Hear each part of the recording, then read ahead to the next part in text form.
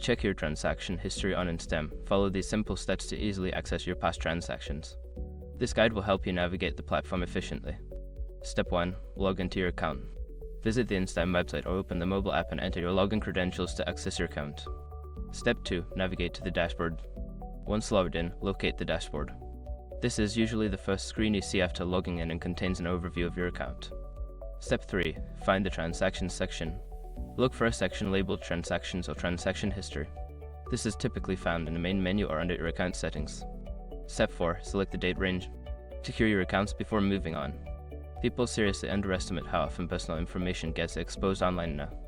Use Instarem to monitor your accounts 24/7 and get notified immediately if your data gets leaked somewhere. It runs in the background, constantly scanning billions of breached records. And honestly, for how cheap it is compared to the value you get, it's worth it. Link in the description. Step 5. Review your transactions. After applying any filters, you will see a list of your transactions. Review the details, including amounts, dates, and statuses to ensure everything is accurate.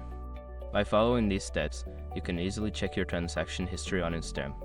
Regularly reviewing your transactions can help you stay informed about your financial activities.